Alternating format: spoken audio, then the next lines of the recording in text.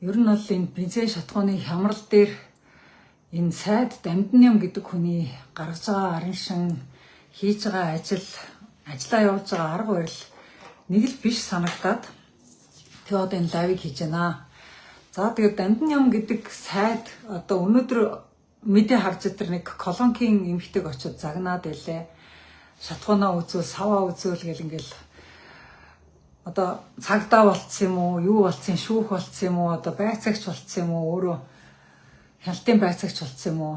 Одоо бодлого гаргаж явах хэвээр сайд хүн тим ажил хийгээ явж илээ. За дэлхийн нийтээр бензин шатхууны хямралд ороод хэдэн жил болж байна. Украин Оросын дайн эхлээд одоо бараг бүр 5 дахь жил рүүгээ орох гэж байна шүү дээ. За Оростой хамааралтай орнууд бол ер нь бол ийм хямралд орох нь бол тэгээд маш эртнээс одоо 2026 оны 2022 оны 2 дугаар сараас эхлээл энэ бол ингээл дохио яваал байсан одоо бүтэн 4 жилийн дараа 4 жил хагасын дараа манайх дөнгөж сая мэдж байгаа юм шиг гинт ингээл оволцоол Дамдан юм гэдэг хүн гинт нэг оволцоол энэ тэнд очиж колонкийн хүн загнаад байна л да. За тэгээд ерөнхийдөө энэ төр засаг гэдэг чинь ажлаа уулна ингэж хиймээргүй байна. Би одоо залуу сайдад зөвлөхөд одоо менежментийн доктор хүн гэж байгаа шүү дээ. Одоо Дамдан юм хэрвээ намтарт нь итгэх юм бол өөрийнх нь бичиж оруулсан намтарт нь итгэх юм бол бүр commodity гэж байгаа шүү дээ. Бүр commodity буюу одоо энэ түүхийдийн зах зээлийн одоо менежментийн чиглэлээр докторийн зэрэгтэй хүн гэж байгаа. Тэгэхээр юм докторийн зэрэгтэй менежментийг судалсан хүн тэгээ сайд хүн ингээм одоо ямар ч урьдчилан харах боломжгүй юмыг гинт одоо очиод ингээ нөхрөө унцсан майтай юу ч урьдчилан харж төлөвлөж чадахгүй, юу ч урьдчилан харж бэлтгэж чадахгүйгээр гинт одоо эмоцороо гүйж очиж энд тэнд зураглаач дагуулж явж зураг авч давхаал тэгэл энд тэнд очиж ажиллаа хийж байгаа хүмүүсийг очиж загнаал нэг ийм байдалтай одоо энэ хямрал дунд одоо өөрөө нисэж явнаа. Одоо юу ч гэдгийг одоо нэг дэнгийн ирвэх шиг яваад байна. Тэгээ хаана гал гарч ин тэр гал руу л одоо нэг ирвэхөө очиж унаад байдаг штэ тий яг тэрэн шиг ямар нэгэн тийм менежментийн ухаангүй ямар нэгэн тийм төрийн бодлого барьж байгаа төрийн бодлогыг гаргаж байгаа хүний шинж тэмдэггүй ингээ энэ тэнд очиод ингээд яг ингээд одоо лайв чи иргэдтэйгээ яг л адилхан тэнд очиод лайв хийгээд яваад байна л да.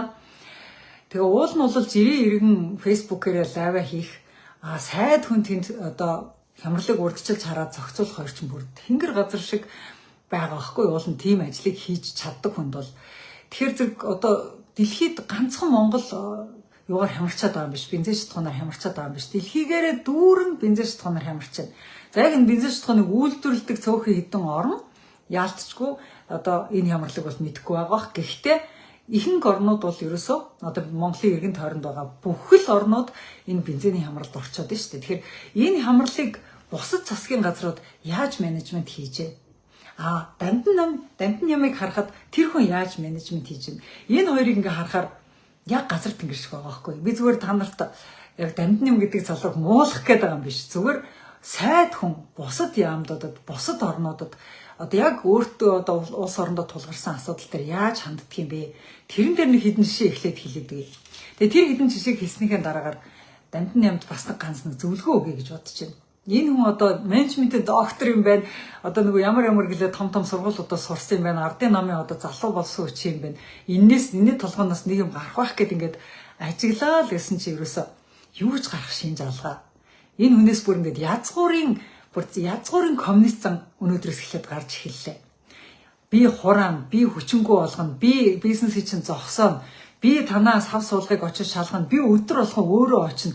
Шүн би ирэн шүү гэл ингээл яг яагаад юм бэ? Энэ ч одоо коммунизмын үед манай би ч материал техникийн хангамжид ажиллаж байсан байхгүй юу? Намайг коммунизмын үед нэг материал техникийн хангамжид ажиллаж байх үед ч л нэг материал бүх юм улс зохион байгуулдаг, бүх бизнесийн улс хийдэг байх үед тэр үед л нэг материал хангамжид ажилладаг боссууд нэг тийм одоо яг өнөөдрийн Дамдан юм шиг зан гаргадаг байсан байхгүй юу? Энийг чинь би олж ирсэн. Энэ будгийг чинь би олж ирсэн. Энэ цементийг чинь би олж ирсэн. Энийг чинь би хуваарлна гэл ингээд нэг улсын ажлыг хийжээж ингээд өөрийнхөө ингээд нэг их мэдлийг ингээд дөөлөх гэсэн тийм хүмүүс байдаг гэсэн л да коммунизмын үед. Одоо яг тэр зан гарч ирж шít. Коммунизмын үед махан доочрлож үдсэн хүн бол махны дэлгүүрийн худалдагч ямар зан гаргадаг вэ? Яг тэрийг өнөөдөр Дамдан юм гаргаад эхэллээ. Хангамжт ажиллаж үдсэн би бол яг өөрөө мэдэж байна. Одоо яг ингээд хангамжт ингээд бараа материал нь хөрөлцөхгүй байх үед ингээд айтайхан хуваарлтыг хийгээд ингээд гэрээг нь хийгээд ингээд шударгаар явчихынхаа оронд яг ингээд очиж ингээд энтэнд очих хүмүүст өнгөрдөг тийм хүмүүс бол бас байсан шүү. За тэгвэл жинхэнэ сайдууд одоо яг дэлхийгээрээ дүүрэн ингээд одоо ковидыг дэлхийгээрээ дүүрэн хямарсан шүү дээ ковидын үеэр. Яг тэр шиг одоо энэ Америк Ираны дайн, энэ Орос Украины дайнаас болоод дэлхийн нийтээр дээр дургу бужигнаж бизнес энэ тэндгүү бизнесүүд хямарч энэ тэндгүү нефтийн хямрал болж байгаа. Энэ үед бензин шатхууны хямрал болж байгаа. Энэ үед бусад засгийн газрууд ямар бодлого гаргаж байна вэ? За би зүгээр захаасаа аваад хэлье. Европ хамгийн түрүүнд Европ хямралыг мэдэрсэн. Яг гэх юм бол Орос Украин хоёрын дайн болоод эхлэнгүүд Оросыг өөрсдөө нөгөө Украинуудыгаа дэмжиж Оросыг ингээд шууд өөрөө санкцанд оруулаад өөрөө өөрсдийнхээ одоо ханган нийлүүлдэг өөртөө таслал эхэлж байгаа. Яг тэр мөчөөс эхлээд Европ бол өөрөө ингээд нефтийн хямралд орж эхэлсэн шүү дээ. За тэгээд сүүлдээ ингээд Иран Америкийн дайны үеэр улам хямрал нь одоо гүнзгийрсэн. За энэ үед одоо Европын засгийн газрууд, Европын сайд нар юу хийж гэн, юу ярьж гэн, дамжны маж хэдгийг англи хэлтэй доктор хийсэн хүн байна нэг үзчихээ. Тэр сайд нар чамшиг гүйж очиж ерөөсө колонкийн хүн загнахгүй байна. Тэр сайд нар яаж яах вэ гэхээр шин зах зээл хайж гэн. Шууд шин зах зээл хайж гэн шүү. Шин зах зээл хайх явж удаашралтай явагдчихжээ шүү. Одоо дөнгөж маргааш очингуудаа би бензин авчирна гэдэг баталгаа байхгүй шүү. Тийм учраас одоо шин зах зээлийн одоо гэрээ хэлцээр эцсэлтэл хэрэглээгээ тэгж танаараа, хэрэглээгээ ингэж танаараа бидний дутагдал бол нэг тэдэн хөв байж шүү гэл ингээл иргэдтэй зарлаад эхэлж байгаа байхгүй. Тэгтэл өнөөдөр дамжин юм яаж вэ? Би ерөөсө бүгдийг хангаж нийлүүлж чадхаар бензин оруулаад ирлээ. Та нар өг олго гэл ингэж штэ. Яг өөрийнх нь нийтлсэн импортын тайлангаас өдөр тутам одоо хийж байгаа ингээ импортын тайлан гэдэг тоог нь бодоод үзэхээр одоо 8 сарын 11, 12, 13, 14, 15, 16, 17 энэ хэдэн өдрийн одоо импортын нефть импортын тайлангийг ингээ үзэхээр тэр тайлан дээр ингээд өөрсдийг нь гаргаж өгсөн тоог ингээд нэмээд үзэхээр өдөр болгон дунджаар манайх бол яг өдрийнхээ хангах ёстой нефтийн бүтээгдэхүүний 30% хангаж чадахгүй байгаа байхгүй юу? Өөрөөр хэлбэл би оруулж ирсэн та нар өгөөтөх гээд байгаа мөртлөө 70% нь өгч чадна 30% нь өгч чадахгүй шүү гэдгийг яг үннээр нь хэлэхгүй байгаа байхгүй даймаа. Тэр тусмаа ямар үнээр оруулж ирж байгаагаа ерөөсөө хэлэхгүй. Жишээлбэл одоо Оросын холбооны улсад өөрт нь бензиний хямрал маш гүнзгий нүүрлчихсэн байж байгаа. Өөртөө хүртэл гадаадаас бензин авч байгаа. Авсан бензинээ илүү өндөр үнээр авч байгаа. Тэгээд тэр илүү өндөр үнэтэй бензинээсээ биднэрт илүүчсэн юм уу? Өөрсдийнхээ нөгөө жорноосоо илүүчсэн юм уу? Тэрийг одоо жишээлбэл дамжин юм хэлэхгүй байгаа байхгүй. Тэгэхээр зэрэг бид нар толхолоор бүх нефтийг чи аваад ирсэн та нар нартайгаа өг гэдэг. Гэтэл өөх гэж байгаа бензин нь илүү өндөр үнэтэй ороод ирсэн. Тэрийг ингээд үнэ шийдтлээ гаргаж чадахгүй байгаа ч юм бэлөө. Тэрийг бид нар мэдэхгүй байгаа байхгүй. Тэгэхээр зэрэг энэ нөгөө нэг засгийн газар хувийн хвшил хоёрын хооронд явагтаад байгаа нарийн тийм шаардлагууд, нарийн тийм болцлуудыг бид нар мэдэхгүй байгаа учраас яг гаднаас нь бол дамжин ямын зөв шухлагийн үүж хэлээ те бусад компаниудын зөв буруу гэж ингэж хэлж чадахгүй байна бид нар. Яагтвэл иргэд биднэрт мэдээлэл хангалттай биш байна. Дамжин ям бол одоо бензиний хямралыг бол одоо элбээ аргаар маш хурдан зогсоогоод тэгээ бүх юм номын болчихно. Яг ингээ сонгуулийн 17 хоногт сонгогчтойгоо хуурж агаад нэг сонгогдчихдаг шиг яг ингээ элбийн аргаар ингээд нэг COP 17-гийн нэг энэ 11 хоногт энэ хэдийн толгойг эргүүлж агаад нэг энэний ард гарчихсан гэсэн. Яг ийм менталитетээр ажиллаад байгаа байхгүй яг ийм сэтгэхүйгээр ажиллаад байгаа. Яг жинхэнэ дээрээ бол жинхэнэ хямралын менежмент гэж юу хэлдэг вэ гэхээр яг бүх юмыг тоо баримтыг яг үннээр нь хэлхийг хэлдэг. За хямрал маань ер нь бол даймжрах шинжтэй болоод явчлаа шүү. Эхний өдөр бол бид ингээд одоо ерөөсөө л 240 тонн бензин хангасан. Дараа нь бид нар 1740-ыг л импортлсон. Дараа нь бид нар 2760-ыг л импортлсон гэдэг ингээд эдрийг нэмж үзээд дунджаар бол бид нар өдөрт бол дунджаар нэг 750 тонн дутуу нийлүүлээд байгаа шүү. Дутуу нийлүүлж чадхаар ийм байгаа шүү гэд. Тэгэхээр өдөр болгоны 750 чи ингээд нийлээд байхад зөвхөн одоо сүүлийн хэдхэн хоногийн дутагдал гихт чинь 2258 тонн болчихж байгаа байхгүй. Тэгэхээр ийм их одоо дутагдал чинь зөрөө гараал ахаар чинь тэр чинь нөгөө очир чинь уртсаал ах нь харахгүй штэ. Очир уртсаал ах нь харахгүй. За тэгээд нэгдүгээр болохоор ингээд үнэн тоог бол үннээр нь хэлэхгүй байна. За Европын сайд нар бол тоог бол яг өдөр өдөрт нь үннээр нь хэлээд байгаа харагдаж байна. Тэгэхээр Европын сайд нараас сураа. Энийг чи хангаж чадна, энийг чи хангаж чадахгүй шүү гэд. Ингээд тэргээ яг ингээ үннээр нь ингээ хэлээд явчихаа. За хоёрдугаар Европын юу хийж гэнэ вэхээр иргэдийнхаа нөгөө паник худалдан авалт гэдгийг одоо хийлгэхгүй байх санаатай байгаа учраас паник худалдан авалт бити хийгээрээ, бити хитрхийг хоочрлороо, бити тэнд хонж өнжөөрөө тэрнийхээ оронд манай одоо хэрэгцээ өдөр болгоно 30% дутаад байгаа учраас та өөрийнхөө явдлыг нэг 30%-аар танаараа. Тэгхийн бол танд бас нэг дараагийн ээлжинд бензин ч олдсон шүүж гэдэг юм уу. Ийм маягаар хэрэглээг нь тануулах ажлыг Европын сайд нар хийж байна. За манай одоо манийхан яаж яах вэ гэхээр юур дуцсан гацсан юм байхгүй би болоод ирсэн. Би гавь оголцсон. Та нар миний олж ирсэн бензинийг өгөөтгөх гэл ингээд өөрийнхөө ямиг хүмүүсээс нэгж байгаа юм шиг айгүй амар баатар яриад байна. Нийт тоо, нийт хэрэгцээ, нийт хүмүүсийн чинь одоо баримжааг тэр үргэлж бензин олгож байгаа колонкоч нэг мэдчил байгаа хэл та. Тэгээ тэд нар нэг мэдээд за онгоцонд нэг бол тэд зарцуулдгийн гал командынх нэг тэдийг аавна гэдээ дахиад түрээд ирдгийн. За ингээл хот хоорондын ачаа тэрч нэг ингэдэй ингээл тэд нар чинь бас нэг юм мэдж байгаа учраас нэг нөөцтэй байдаг л байлгүй дээ. Тэгэл ерөөсөө та нар нөөцтэй байж болохгүй, тэгж болохгүй, ингэж болохгүй гэдэг ингээд дайраад ах шиг харагдаад байна. Тэгэхээр зэрэг энийг бас жоохон учрыг нод хужрыг тунгааж зөв ойлгуулмаар байна. За тэгээд иргэд бид нар бол 30% дутуу орж ирээд байгаа юм байна шүү. Тэгэхээр зэрэг та нар 3 хоног тутмынхаа нэгт нь машинаар явахгүй нийтийн тээврээр явчаач гэдэг юм уу. Ийм маягийн уриалга байх юм бол иргэд чинь бас тэнэг биш шүү дээ. Ингээд яг энэ хямралын нөхцөл байдлыг ойлгоно. Тэгээ хямрал хэр зэрэг удаа үргэлжлэх юм, яахын ийхийн, дэлхийн нөхцөл байдал ямар байгаа. Тэр талаар ерөөсөө мэдээлэхгүй байгаа. Нэг л сайхан бидний ингээд сонгуулийн сурчлагааш ингээд хуураад ингээд илээл ингээд маргааш бүх юм сайхан болно, маргааш бүх юм сайхан болно гэж ингээд өдөр болго ингээд хотлоо хэлээд байгаа юм. Битгий ингэж өдөр болгон хотлоо хэлээд амтан юм аа. Хуурсаар худалж, хулгайсаар хумсалсаар хулгайч гэдэг шиг. Чи одоо ингэж бүр өдөр болгон ингээд 30-30%-аар худлаа хэлсээр хагаад энэ чи бүтэн системийн чи хямрал болоход ойртчлаа штэ. 10 хоногийн дотор ингээд 30-30%-аар одоо дутагдaltaж хоримтлагдахад сарын дараагч чинь системийн хямрал болоход бэлэн болчих واخгүй. Тэгэхээр ийм системийн хямралд оруулахгүй тулд өнөөдрөөс эхлээд үннээ хэлчихээ. Үннээ хэл гэдэг зөвлөмжийг бол би үнэхээр өгмөр байна. За тэгээд Европын засгийн газруудын өшөө нэг анзаарч байгаа нэг зүйл нь бол цахилгаан машин руу хүмүүсийгээ явуулж байна. Цахилгаан эрчим хүчнийхээ их үүсвэрийг маш их нэмэгдүүлж байна. За тэгээд өшөө нефтийг орлох бүтээгдэхүүний инновацийг бол маш их дэмжиж байна.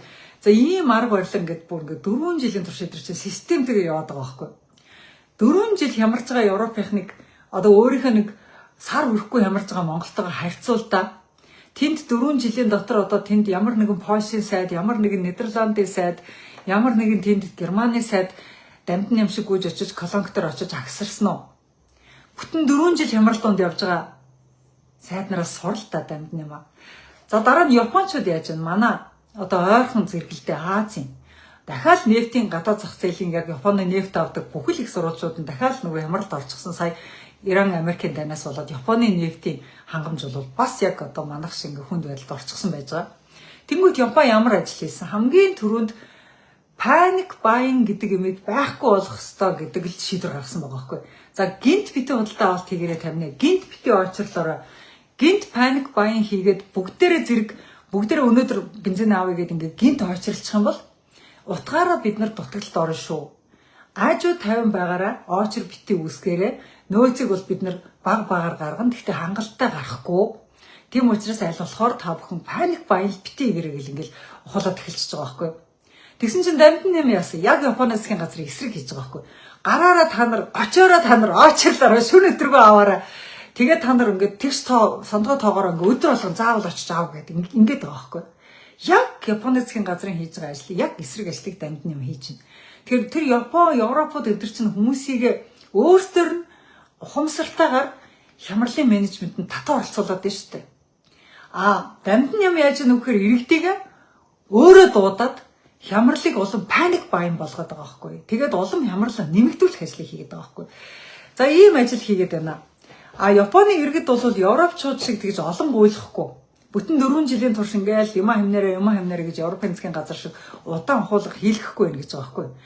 Японы иргэд бол өөрсдөө гэж байгаа байхгүй. Өөрсдөө ямар ч засгийн газрын шахалтгүйгээр бүх одоо бензиний хэрэглээгээ хэмнэлтийн горонд оруулж яах гэж байгаа байхгүй.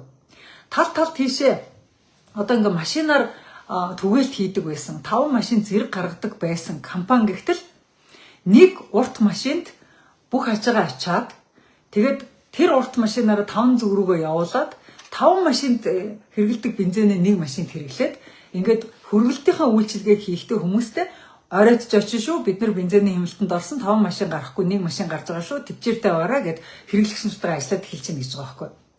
Эн чинь өөрөө утгаараа менежмент байхгүй да тий. Тэгэхээр ийм менежментийг Япончууд хийгээд эхэлжээ. За тэгээ Японы засгийн газар шин зах зээлийг бол байн хайж ин шин зах зээлийг иргэдээ паникгүй байлгаж байгаа шин зах зээлийг хагаад шин зах зээл дээрээс бензиний хангалттай нэмэгдүүлэх ийм одоо 50 бодлогыг баримталж штэ. За Хятадын засгийн газар манай хойд хөрш өөрсдөө хямралд орчихсон байж байгаа. Урд хөрш дай хийгээгүй мөртлөө дайны нөлөөнд бас орчихсон байж байгаа. Ялангуяа Иран, Америкийн дайны нөлөөнд Хятад өөрөө орчихсон байж байгаа. Тэгээ Хятадын нефтийн хангамж Ормозын хоолойд очиод гацчихсан байж байгаа. За ийм байдалтайгаар Хятад өөрөө хүнд байдалд байгаа. Энэ хүнд байдалд байгаа урд хөрш маань ямар бодлого явуулж байна вэ? Бас л бодлогын л харъя. Бодлогыг харахад бол дотоодын хайгуул үйлдвэрлэлээ эрс нэмэгдүүлнэ гэдэг бодлого явуулаад эхэлсэн байна. Тэнд одоо бензин шатхуунаа өөрсдөө үйлдвэрлэх хүчин чадлаа нэмэгдүүлэхийн тулд хийж болох бүхэл ажлыг хийлгэх, өгч болох бүхэл зээлийн өөх энэ ажлыг Хятадууд хийгээд эхэлсэн байна. Цахилгаан машинаа унаараа гэдэг сурталчилгааг бол маш сайн явуулж байгаа юм байна. Тэгээ Хятадууд угаасаа цахилгаан машин маш их үйлдвэрлэж байгаа. Тэгээ иргэд бол цахилгаан машинтай бол маш их эрчимтэй шилжиж байна гэд Хятадын цахилгаан машины шилжилт сайжирж байгаа юм байна. Дээр нь цахилгаан эрчим хүчнийхээ нөөцийг нэмэгдүүлж цахилгаан машинуудаа эрчим хүчээр таслахгүй байх. Энэ ажлууд ингээд зэрэгцүүлээд хийгээд эхэлжээ. За тэгээд дээр нь шин зах зээлийг яг адилхан хайгаад гисэн байна. Бусад орнуудтай яг адилхан шин зах зээлийг баг гэж болохгүй шин зах зээлээс бензин шатхоо авч эхэлжээ. За дараагийн нэг улс айгүй сонирхолтой бодлого боловсруулж байгаа улс Шинэ Зеланд. За Шинэ Зеланд гэсэн чинь ер нь бол хүн амын тоо тэр алслагдмал байдал тэр ингээд ганц зах зээлээс хараа тэмтэр байдал нь бол Монголтой их төстэй байсан юм байна л да. Тэгэхэд Шинэ Зеланд ямар бодлого явуулж байна вэ гэхээр хямрал бол удаан болох нэ гэдэг ийм прогноз гаргасан байгаа Шинэ Зеланд бол.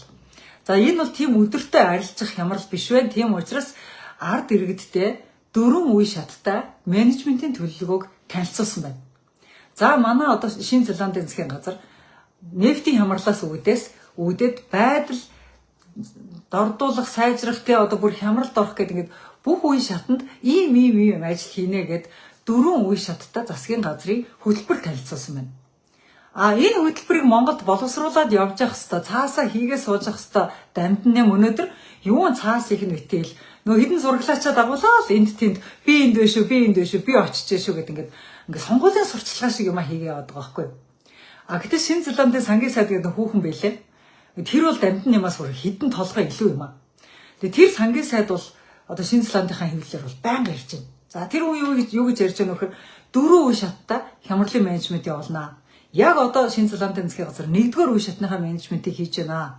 1-р үе шат нь юу гэсэн үе шат вэ гэхээр нөөцийн бодлого нэмэгдүүлэх. Нөөцөө нэмэгдүүлэх гэдэг юу хийнэ. Тэгэхээр бид нар нөөцлөх гэдэг үе шатн дээрээ явж байгаа шүү. Та нар одоо бензин байх юм бол хэмнээд нөөцлөөд байгаарай. Аж ахуйн нэгжч нөөцлөөд байгаарай. Колонкууд маань нөөцлөөд байгаарай. Уусч чадлаараа нөөцлөе. Ингээд талаас бензин олж ирээд хэдүүлээж авах нөөцлөе гэд 1-р шатаа нөөцлөх шат гэд нэрлэлсэн байгаа байхгүй. Тэгэд улс нь өөрөө нөөцлөх шат гэд зарлцсан байж хахад хүн болгон гүйжж бол уралдаал үрэх гээл тэгээд идэх юм байна л да. Тийм учраас эргэтэн ч гэсэн за энэ үе шат чинь нөөцлөх шүү. Хэрэгтэй хэрэггүй юмд бензинээ өрмөөрг байна. Яг хэрэгтэй юмд л хэрэглээ шүү. Энэ чинь нөөцлөх үе шат шүү гэдэг ингээд улсаараа нөөцлөд эхэлсэн байна. Дараагийн үе шатууд нь ингээд үе шатууд байгаа байхгүй юу? Тэгэнгүүтээ 4 дахь буюу хамгийн хямралын үе шат гэж нэрлэж байгаа үе шат нь Шинэ Зеландын засгийн газар шууд зарлж байгаа байхгүй юу? Бүр байдалд ордоод нөөцлж чадхаа болоод шинэ зах зээлүүд угаасаа биднэрт илүүчлэх бензингүй болоод дэлхийд тэр чигээр бүр их хямрахад бид нар нөөцнөөсөө бид нар одоо очир дугаараар гарганаа.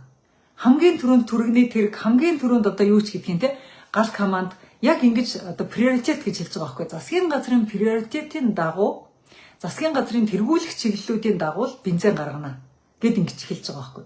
Тэгээ Шинэ Зеландын засгийн газрын гишүүд бүгд одоо дугуйтай явж штт. Шинэ Зеландын засгийн газрын гишүүд нь өөртөө машин унахгүй болж эхэлж байгаа байхгүй. Тэгэхээр иймэрхүү бодлогоодыг эдгээр өөртөө нөөцлж байгаа гэдгээ тэгж илэрхийлээд явж байна. Австрали манай Монголтой адилхан эдийн засгтаа уул уурхагаас хамааралтай маш их хүнд машинуудтай тэднэрд маш их дизель төлш ордог. Австрали бол бас бензингүй бол тэгэл том уул уурхаанууд нь бас зогсно. ингээд том эдийн засаг нь бензинээс шууд хамааралтай.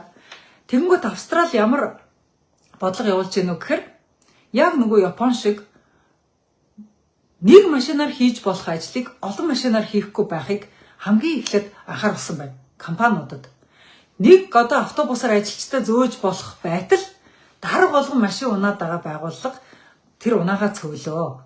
Одоо нэг машинаар хүргэлт хийжиж болох байгууллага байхад тэрийг заавал тал тийш нь 10 машин гаргаад байвал тэрийгэ цөглөө. Цөөлсөн машинуудын чинь жолооч нар одоо сул цалин одоо сул зохисолтын ингээд цалин авахд танаа одоо компаниас тэр сул зохисолтын цалин өгсөний чинь төлөө татвар ногдуулахгүй. Тийм бодлого гаргаж ирж байгаа юм билээ шүү дээ. Тэгэхээр зэрэг яг хөхөр нэг 10 машин түгээлтэнд явуулаад байсан компани нэг машин түгээлтэнд явуулаа гэхэд 9 жолоочд сул зохисолтын мөнгө холчиж байгаа байхгүй. Тэгэхээр тэр 9 жолоочд өгж байгаа цалингийн чинь хэмжээгээр бид нар танахаас татварыг чинь өнгөлнө гэж байгаа байхгүй. Ийм бодлогыг Австрали гаргаж ирж байгаа юм байна. Дээр нь үшээ ямар бодлого гаргаж ирж байгаа гэхээр Австрали түлш хэмнэх координацийн түлш хэмнэх үндэсний зохицуулах хороо байгуулсан байна. Түлш хэмнэх үндэсний зохицуулах хороо. Дамтны нэмийн байгууллагад байгаа энэ штаб бол захиргаадах штаб байгуулж байгаа шүү. Захиргаадах штаб. Чи тэргээ өг, тэр саваа тэгэхгүй бол танаа зөвшөөрлөж чинь авч хаян танаа бизнесийг зогсоо. Та нарыг бүр их хямруулна гэдэг ингээд бизнес шууд занл хийсэн захиргаадaltaй аргыг дамтны нэм ярьж байгаа шүү дээ. Гэтэл Австралийн засгийн газар бол бизнес ихнийгээ яаж ийнө вөхөр та нарыг зөвхөн бид нар хэмнэгт чинь хэмнэлтэд яаж хийж ийнө гэдэг бодлогоодыг чинь судлаа. Сайн туршлагыг бид нар бие биед чинь дамжуулъя. Хэмнэлтэд ингээд орон даяараа ингээд зөв хий гэдэг ийм зохицуулах зүйл байгуулж өгч байгаа байхгүй. Өөрөөр хэлбэл захиргаадах, хянах, эрхийн хасах, хясах зөвлөл биш. Хясах штаб биш. Юм нь учиртай зохицуулцаад өгчөө гэдэг ийм ухаалаг зохицуулах хорог Австрали байгуулжээ. Тэгээд Австралийнхан иргэдтэй бас машин унахгүй байхыг уриалаад нийтийн тээврээ үн төлбөргүй болгож байгаа хотууд байгаа юм байна. За бүх хотуудад нь энэ арай тараагүй. Тэгвэл Австралийн зарим хотуудад манай хотод бензинээ хэмнэхийн тулд хотод байгаа бензинээ сайн үйлчлэхийн тулд хэдүүлээ нийтийн тээврээ үнэгүй болгочихъя гэдэг. Ингээд нийтийн тээврээ үнэгүй болгоцсон хот байгаа юм байна. Тэгэхээр нийтийн тээвэр үнэгүй байхын инициатив гэж буюу тэр үнэгүй нийтийн тээврээр зорчих энэ санаачлагын хүрээнд нийтийн тээврийн компаниудаа тэр олон хүнийг үн төлбөргүй зөөснийхэн төлөө тусламжийн засгийн газар өгөөд нийтийн тээврийн компаниуд маш олон хүмүүсийг зөөж байна. За энэ ажлуудыг хийж байна Австралид. Тэгээд ингээд бусад газруудыг ингээд харахаар ингээд бодлого харагдаад байгаа байхгүй. Бусад газруудыг харахаар ингээд татварын бодлого, зохицуулах хороо юуг нь яаж дэмжих үү? Ямар бизнес нь энэгээр энэ хямралаас олж зогсох гээд байна. Тэр зогсож байгаа бизнесээ яаж амьд үлдээх үү гэдэг дандаа тийм бодлогыг бусад засгийн газрууд гаргаж байгаа байхгүй юу? Тэгэхэд дамдын ямар бодлого гаргаж байгаа нөхөр яаж ажиллаж байгаа бизнесийг дампууруулах уу? Яаж ажиллаж байгаа газрыг ажиллахгүй болох уу? Яаж хүмүүсээ илүү паник худалдаа авалт хийхгүй гэд ингээд бүх засгийн газруудын хийж байгаа ажлын яг эсрэг юм гэдэг. Энэ менежментийн доктор гэдэг цолыг ер нь яг үнэн авсан уу? Яг энэ менежмент гэдэг юмас судалж авсан уу? Эсвэл хин нэгэн хүний оюуны өмчөөр авцсан биш үстэй энэ ч менежмент гэдэг чинь уул нь сая миний яриад байгаа эднэрийг хэлдэг байхгүй юу? Менежмент гэдэг чинь урьдчилан бэлдэх, урьдчилан харах, урьдчилан харсан зүйлээ үннээр нь ард түмэндээ зөв хэлэх. Тэр үннээрээ хэлснийхэн дагуу төлөвлөгөөтэй шатараатай төлөвлөгөө гаргах. Тэр төлөвлөгөөнийхэн дагуу яс ажиллах. Төлөвлөгөөний үеэр гарах хямрал, паникийг зөв зохицуулах. Ийм юм хийдэг байхгүй юу? Ардын ном болвол яг хүмүүсийг ингээд зүрх сэтгэлийн буйлаглуулж, хямруулж, ингээд хооронд нь зөрчилдүүлж, хэрэлдүүлж, шуугаан дэгдэж хагаад сонгуульд ялаад бүр сурцсан ам л да. Тэг бүх юм дээр яг энэ сонгуулийн аргыг хэрэглэх гэдэг юм. Сонгуул биш шүү дээ. Яг энэ бодит асуудал гэдэг чинь сонгуул биш шүү дээ дамдна юм аа. Тэгэхээр чиний сая ингээл байнга ингээл лайв хийгээл байнга ингээл зураглаж дагуулж явал энэ тэнд колонктор өсөрч очиад байгаа чинь магадгүй 17 хоногийн дараа сонгуул хийсэн бол чамайг сонгуульч магадгүй л дээ. Гэтэл энэ хямралч 17 хоногор дуусахгүй байхгүй юу? Энэ хямралч нь бас нэлээд удаа үргэлжлэх гээд байна. Чи дэлхийн мэдээ үзт юм уу? Энэ чинь бүр хэдэн жилээр үргэлжлэж магадгүй хямрал шүү. Тэгэхээр зэрэг өдөртөө дутагдaltaй байгаа зүйлээ үннээр нь хэлээ. Би зүгээр чиний гаргасан зүгээр тоон дотроос ингээл харахад бол сүүлийн үед ингээл орж ирсэн чиний ингээл бензинүүдийг импортлсон зөвхөн ингээл сүүлийн хэдхэн хоногийнхыг ингээл үзэгтэл яалтчгүй чи 30% дутагдaltaй л яваад байгаа байхгүй 30% дутагдaltaй өдөрт. Тэгээ өдрийн хэрэглээний 30% гэдэг чинь бас ихтэй олон машины хувьд бол ихтэй мянгаар бодоод үзэхдээ 30% гэл ингэчил тэгэл чинь одоо 300 машин шүү дээ. Тэгэл нэг өдөр 300 машин дутсан, дараагийн өдөр нь 600 машин дутсан, дараагийн өдөр нь 900 машин дутсан, дараагийн өдөр 1200 машин дутсан гэл ингэж наадах хямралч нь гүнзгийрж байгаа байхгүй юу? Тэр хямралч ингэж гүнзгийрээд байхад чи өөрөө хямралаа нэмж гүнзгийрүүлэх савсгансан салгансан ажил хийгээд байгаа болчооч нэг ширээнийхээ ард суугаад сайд хүн шиг яг өөрөө тоогоо бодоод яг өөрөө бодлогоо гаргаад засгийн газрын хурал дээр наатайгаа ингэ нэг цаас олгоод ингэ системтэй гаргаад тааж аль юмыг ингэ нэг тийм штабын байдалтай хийх юм бэ. Нэг штаб гэдэг юм ингээл онцгой байдлын үед байдаг штаб гэдэг юмыг бараг л дайны байдалтай ажилуулаад хүн болгоныг захиргаадаж тушаагаад яг наатахандаа үг гэл ингэдэг. Ковидын үеэр та нар штаб ажиллаж байгаад яалаа. Нөгөө одоо хууль зүйн сайд амар сайхныг иргэн штабынхаа үгэнд орохгүй тэгэл улаан юм бүс мөсөр чинь зөрчиж ороод ингэсэн л байсан шүү дээ. Тэгэхээр зэрэг заримд нь бол арын хаалга өгдөг, заримд нь бол хаалга нэгээд хаачдаг тийм юм чинь л одоо штабаас чинь гардаг шүү дээ. Тэгэхээр аливаа ямиг ингэж паник штабт битээ хий. Ухаалаг төлөвлөгөөтэй хий. Шин зах зээл хай. Шин зах зээл хай. За сая миний ярьсан орны одоо бүх улс орнуудад бензин шатхууны асуудлыг шийдэхдээ гаргаж байгаа одоо нэг нийтлэг одоо юу байгаа шийдэл байгаа. За би хаттыг бол мэдэхгүй зүгээр бусад орнуудын хувьд. За бусад энэ одоо орнуудын хувьд бол ямар одоо ижилхэн нэг шийдэл байгаа гэхээр бүх газар бензиний үн бол чөлөөлөгдсөн байгаа байхгүй юу? Дэлхийн зах зээл дээр тэр бензинийг ямар үнээр авсан? Тэгээд тэрийг ачих, буулгах зардал, колонктой хүргэх зардал, цааш нь дамжуулах зардал, тэр колонктор ажиллаж байгаа хүмүүсийн цалин хөлсний зардал гэж бүх одоо шат авирсгахын зардлыг нэмэл тэр бензин ямар үнэтэй болоод байгаа нь тэр үнээр нь л одоо зараад байгаа. Өөрөөр хэлбэл бензиний одоо зах зээлийн үн чөлөөтэй байгаа байхгүй бос орнуудыг. Тэгэхээр зэрэг Европууд, энэ Японууд, энэ Шинэ Зеланд, Австрали энэ миний жишээ яриад байгаа энэ газрууд чинь бүгдээрээ үнэн чөлөөлөгдсөн газар учраас иргэд бол хоёр зүйл дээр үнэн мэдээлэл авдаг. Нэгдүгээр үнийн талаар яг үнэн мэдээлэл авч байгаа. За миний энэ бензин чинь нодлон одоо дөнгөж сайхан сарын өмнө би $2 авч ирсэн бензин бол одоо сарын дараа $6 болчихжээ. За дэлхийн зах зээл дээр юм нь ховордоод зарж байгаа хэдхэн орнууд нь юм айгүй үнэтэй зараад тэрийг татан авах логистик нь хүндрээд бүр илүү холоос татаж аваад ингээд бензин маань ингээд 3 дахин үнэтэй болчлоо штэ гэдгийг хэрэглэгч шууд үнээр нь тэр дор нь мэдчихэж байгаа байхгүй. Тэгээ хэрэглэгч тэр дор нь үнээр нь мэдчихэнгүүтээ тэр чинь бас зардлаа бодоод за ерөөсө $2 ингээд 100 литр бензин авч ирсэн бол би одоо $6 40 литр бензин авъя. Тэгээ энүүгээрээ би бүх ажлаа ингээд өөрчилж төлөвлөё гэх хүмүүс чинь ингээл үнэндээ захирагтал төлөвлөгөө нь өөрчлөгдөөл явчихж байгаа байхгүй. За манай Монголын зах зээл дээр байгаа нэг худлаа зүйл гэдэг одоо уламжлалт одоо худалч манай нефтийн зах зээл дээр Монголын нефтийн зах зээл дээр байгаа нэг асар удаа үргэлжилж байгаа нэг худал хуурмаг зүйл байгаа. Энэ бол манай зах зээлийн үн. Манай зах зээлийн үн бол маш бага. Оросоос авдаг. Тийм учраас Оросоосоо маш хямдхан авч исэн. Одоо Оросоос авах юм бол ямар өндөр үнээр авч байгаа мэдэхгүй тэрийгээ бол үнээр нь даймаа хэлэхгүй байна.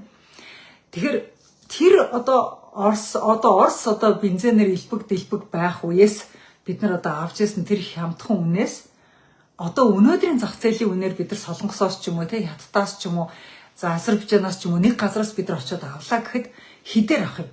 Хинч мэдэхгүй. Авчираад хідээр зарах юм. Хинч тэрийг одоо үнийг тогтоож чадахгүй. Яг л манай зах зээлийн үнийг авчиад хатуу тогтоочдөг. Төрөөс хатуу тогтоочдөг. Чөлөөт үнэ гэж байхгүй. Чөлөөт үнэ байхгүй учраас нөгөө зах зээл дээр ингээд бензин шинэ үнээр хүрээд ирсэн байгаа компаниуд шинэ үнээр зарч чадахгүй. Одоо хуучин үнээр зарах гэхээр өчнөө өрөнд орох гээд байгаа гэж бас магадгүй. Тийм нөхцөл байдлаа компаниуд нь бас үнээр хэлж чадахгүй. Манай компаниуд ч гэж компаниуд. Үгүй ингэчээд дэжтэй Оросоос ирж байгаа бензин чинь тэдээр ирээд дэжтэй даймаа. Чиний ачуулсан гэдэг бензин гэдэг чинь тэр дор гарах юм бол манай компани тэдээр шатах гээд дэжтэй ч гэдэг юм уу. Тэрийг хэлж чадахгүй. Хэлдэг нэг ч компани байхгүй. Тэгэхээр зэрэг иймэрхүү юмнууд одоо худал юмнууд аюух хөрөнгөлөгдөд байна. Үнэн нь худлаа, хэмжээ нь худлаа. Тэгээ хоорондоо ингээд ярьсан тохирсон зүйлүүд нь биелж байгаа мó биелэхгүй байгаа мó гэдэг нь худлаа. Тэгээд иргэдтэй өгж байгаа мэдээлэл нь дандаа ингээд гоё. Дандаа ингээд аваадаа очрлоо өгөөдөө гэдэг ингээд паник баян өөр ингээд худлаа ингээд дэмжиж идэг. Ингэж худлаа ямаар удаа явах юм бол бүр эдийн засгийн бүр гүн одоо сэхгүй хямралд орноо. Гүн сэхгүй хямралд орно. Ганц одоо суур салбараасаа эхлээд дараагийн бүх салбарууд хямрна. За ер нь бол нэлээд гүнзгий хямраад эхэлсэн байна гэдгийг би бол одоо мэдэрч эхэлж байгаа. Яаж мэдэрч эхэлж байгаа гэхээр манай дамбад жижиглэн худалдааны айгүй олон хөөрхөн өрхөн дэлгүүр байдгийг. Би тэр явдаа алхаж гүйж очиод дэлгүүрээс очиод хүссэн юм авчдаг байсан. Сүүлийн үед шүү дээ. Уршаага 2-оос 3 автобусны буудлын хоошоо 2-оос 3 автобусны буудлын зайд онгойдог дэлгүүр гэж байхгүй болсон. Онгойдог дэлгүүр гэж байхгүй болсон. Бүгд худалдаа авахчгүй одоо яасын мэдэхгүй хаагаад идэх.